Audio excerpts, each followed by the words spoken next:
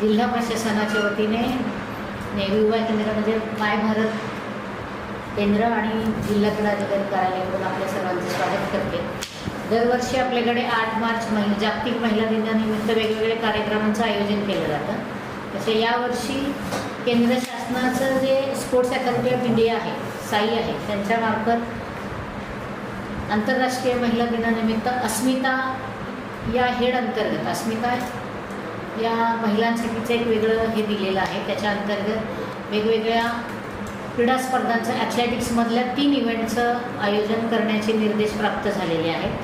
त्याच्यामध्ये ह्या स्पर्धा 8 मार्चलाच होणार आहे आणि वयोगट त्यांनी दिलेले आहेत 3 वयोगट आहेत, 13 वर्षाआतील, 13 ते 18 वयोगट आणि 18 वर्षावरील अशा 3 वयोगटांमध्ये 3 इव्हेंटचं आयोजन आहे। 100 मीटर, 200 मीटर आणि 400 मीटर। या ठिकाणी केंद्र शासनाच्या निर्देशान्वये किमान 1000 मुली महिला याच्यामध्ये सहभागी होणं अपेक्षित आहे। ज्या विजयी खेळाडू राहतील त्यांना मेडल्स दिली जाणार आहेत। या स्पर्धांचं आयोजन मात्र 8 मार्च रोजीच केलं जाणार आहे। याच्यामध्ये फक्त 10वीच्या परीक्षेमुळे थोडीफार 10वीच्या मुली येणार नाहीत, 10वीच्या मुली, परंतु जे काही 12वी आहे, 18 वर्षावर पुढचा वयोगट आहे किंवा 18 वर्षाआतला, 13 वर्षाआतला या महिला मुली या स्पर्धेमध्ये सहभागी होऊ शकणार आहेत। यासाठी मांजरेकर मॅडम यांनी आपल्या ज्या शिक्षण अधिकारी आहेत, शिंपे मॅडम, त्यांची भेट घेतलेली आहे आणि किमान एका तालुक्यामधून 1000 मुली 100 ते 125 मुली जर आपल्याला मिळाला तर 1000 मुली होणं अपेक्षित आहे। लोकलचे काही खेळाडू असतील, संघटनेचे खेळाडू असतील, स्काउट गाईड आहेत, यांना देखील आपण पत्राने कळवलेले की आपल्या मुलांचं रजिस्ट्रेशन ही जी अस्मिता पोर्टल आहे, या अस्मिता पोर्टलमध्ये रजिस्ट्रेशन करायचं आहे आणि त्याला आपल्याला आधार कार्ड महत्त्वाचं केलेले, कारण त्याच्यावर बर्थ डेट असते, नाव आहे, ठीक आहे, ॲड्रेस आहे त्याच्यावर। या ठिकाणी जिल्हा क्रीडा अधिकारी कार्यालय, माय भारत कार्यालय आणि संघटनेचे कदम सर आहेत, याच्यामध्ये आम्ही त्यांना मध्ये का घेतले ते क्रीडा शिक्षक आहे आणि प्रत्यक्ष स्पर्धेच्या वेळी आम्ही जिल्हा ॲथलेटिक्स संघटना जी आहे त्यांनाही त्यांचंही सहकार्य घेतलं जाणार आहे। ही प्राथमिक स्टेज आपण पहिली प्रेस कॉन्फरन्स देते, कारण खेळाडूंपर्यंत ही माहिती गेली पाहिजे, विद्यार्थ्यांपर्यंत, की त्यांनी या पोर्टलवर नोंदणी करणं आवश्यक आहे आणि ही नोंदणी शिक्षकांच्या थ्रू किंवा ते वैयक्तिक करू शकतील। तशी लिंक आपण द्यावी लागेल, लिंक आम्ही तुम्हाला वेगळी पाठवतो व्हॉट्सॲपवर आणि त्या लिंकच्या माध्यमातून खेळाडूंनी आपली नोंदणी करायची आहे।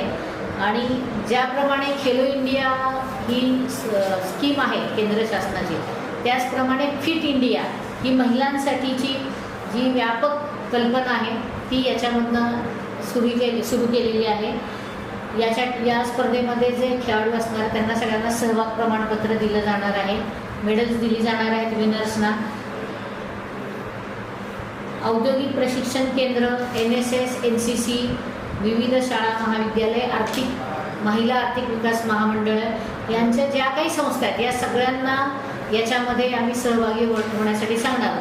18 वर्षावरील हा जो वयोगट आहे, या वयोगटामध्ये असं अट नाही आहे की ते 25च्या आतला पाहिजे किंवा 50च्या आतला पाहिजे। कुठल्याही 18 वयोच्या पुढची कोणतीही महिला या स्पर्धेमध्ये सहभागी होऊ शकते।